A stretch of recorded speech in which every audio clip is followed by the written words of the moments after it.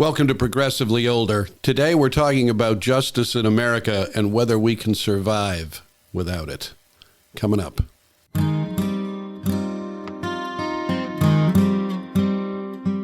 Hi folks, welcome back to Progressively Older. I'm Link, your host here. This is where you come if you're getting older and planning on staying progressive while you do.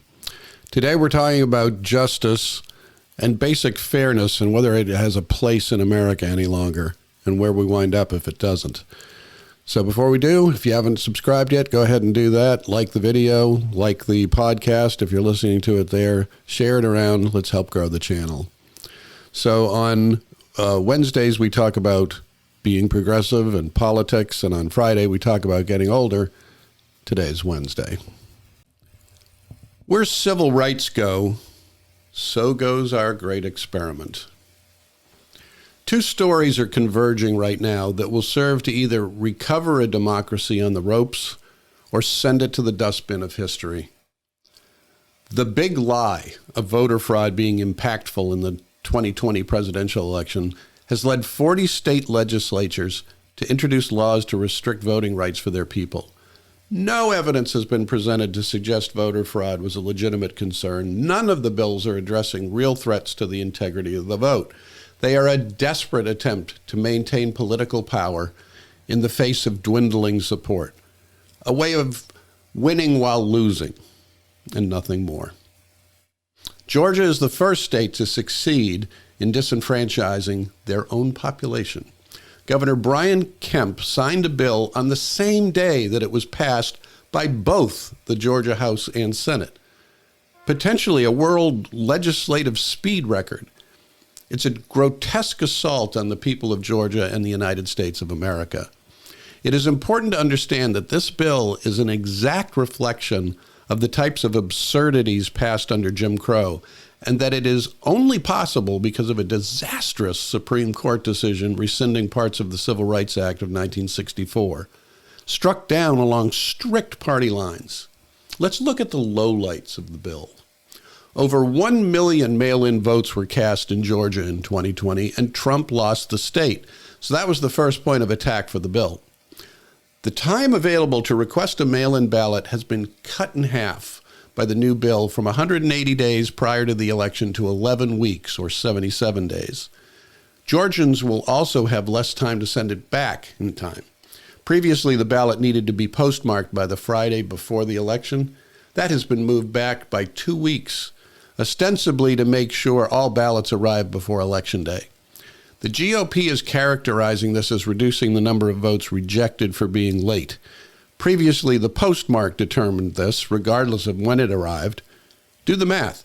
You can request a ballot 77 days before the election and then have 59 days from the time of your request to mail your ballot. This will include the time necessary to wait for the state to respond to your request by mailing you your ballot, a time frame that the state will control, not the voter. They will send out ballots starting 4 weeks before the election. That is 10 days before they have to be postmarked for return. That 10 days includes the time it takes Louis DeJoy's USPS to deliver the ballot to the voter.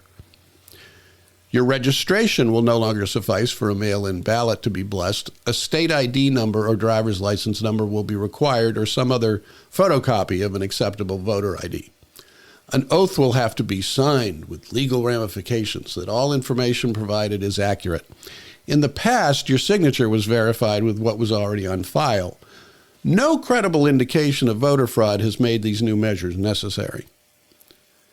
Third parties can send out applications unsolicited, but must identify the applications as not a ballot or a government publication and clearly state who is sending this application. But the hidden gotcha in the bill is third parties are not allowed to send out applications to people who have already requested one from the state and face penalties if they duplicate an application. It's not clear how a third party would know if someone had already made a request for a mail-in ballot. So the risk is intended to minimize the third-party solicitations. Another feature of the bill replaces the Secretary of State as the chair of the state election board with an official appointed by a majority of the state House and Senate. If they are not in session, the chair is appointed by the governor. New powers to intervene if the board determines a county board to be underperforming have been established. The state board consists of the appointed chair, one member selected by the House and one by the Senate, and one each selected by each of the parties. In a state government dominated by one party, this would prove to create a board with a 4-to-1 partisan advantage. Conveniently, that describes Georgia's current political makeup perfectly. The board will now have the power to suspend an underperforming county board and replace them with a single individual for no less than 9 months. Watch out, Fulton County. Food and water distribution for people waiting in polling lines has also been restricted, making it a chargeable offense if offered within 150 feet of the front of the line. Food and water for human beings. Early voting has also been affected. Polling places can be open as long as 7 a.m. to 7 p.m., but don't have to be. The minimum being 9 to 5, most businesses' normal work hours. An additional Saturday has been made mandatory, but Sundays are officially codified as optional. This is a direct assault on the faith-based souls to the polls tradition that has become enormously popular in the black churches, shuttling churchgoers to polling places after services. These are some of the more egregious elements of the worst voter suppression law passed since the 1960s. 39 states are yet to be heard from. The counteracting force is the bill that passed the U.S. House of Representatives, H.R. 1, that seeks to protect the voting rights and opportunities for all Americans. Its passage was a foregone conclusion in the House, as it's not burdened by the filibuster. It's fairly clear that the Senate will kill it in its tracks without some kind of filibuster reform, and it's just as unclear if the Democrats have the political will or the votes to make the necessary reforms. The hidden weaknesses of the great experiment are being revealed, and it is entirely possible that those weaknesses could prove fatal to the republic. No less is at stake. Everything is in the balance right now. The second news front is the start of the trial of former police officer Derek Chauvin for the murder of George Floyd. A CNN story made the case that it is Chauvin that is on trial and not the criminal justice system, but that is yet to be seen. The trial itself will determine if the true faith of the public will be invested in our blind lady justice or not. This is not to say that the outcome is predetermined or that a vigorous defense is not expected. Those things will be part of our judgment of the system.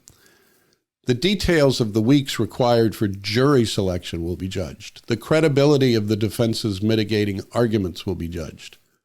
All of it will be, as the trial will be televised in its entirety.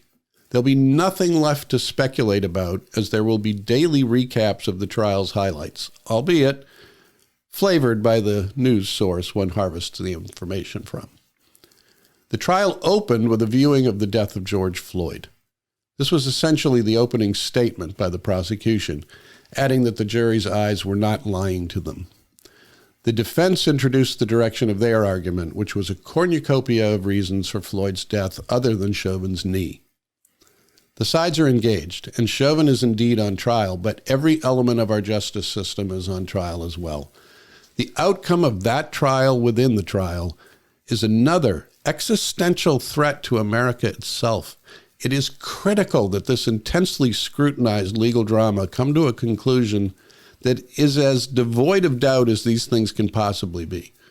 The result needs to be one that we can all embrace as just, regardless of how it plays out. We need to believe this to be the only conclusion possible, that the jury had no choice but to make the determination they made. As critical as all of this is to every American, ultimately it is the American person of color that is really on trial in both stories. The final elevation of persecuted people to a level playing field in a country that has been fighting forces of white privilege that become more creative with each defeat is the defining battle for our experiment. Civil rights are the critical element of a system intended for a people created equal. The idea has never been embraced in the United States. It was compromised at its inception with the characterization of Africans as partial humans within our founding documents, and has been held at bay in a myriad of strategies, from brutalization to legislative craft. Black people have been targeted, but so have the Chinese, the Japanese, women, and people with diverse sexual identities. It's a compelling motto that has had all the credible weight of the 1946 cigarette ad campaign, "More doctors recommend camels." Like that, the lie had a deadly result, allowing people to ignore the obvious. Civil rights are black rights, Asian rights, immigrant rights, religious rights, gay rights, transgender rights, and your rights if you are none of the above. It is the idea that the law is for the people. It is of them by representing their aspirations, and it is by them by making government accessible to everyone. The poor are represented with the same vigor as the rich. If the country has never been the melting pot that has always been imagined, it at least is a delicious stew full of unique identifiable parts, but sharing their flavorings with each other and making a greater thing than its parts. The rights are not reserved for a special class or privileged few, heirs to a self-proclaimed legitimacy. Those same rights confer to the Afghanistan refugee that swears allegiance as they embrace their new citizenship, and to the immigrant who has not yet arrived. They are the property of the disenfranchised and the simply average, not a plaything of the exceptional who would seek to confine them to those deemed worthy. Civil rights are the very thing an American needs to fight for. Without them, we are the vaccine that doesn't work, the anticipated cure that fails in its attempt to confront a fatal disease. The trials have begun. Will the United States fall victim to a placebo? I'm Link, and this has been Progressively Older.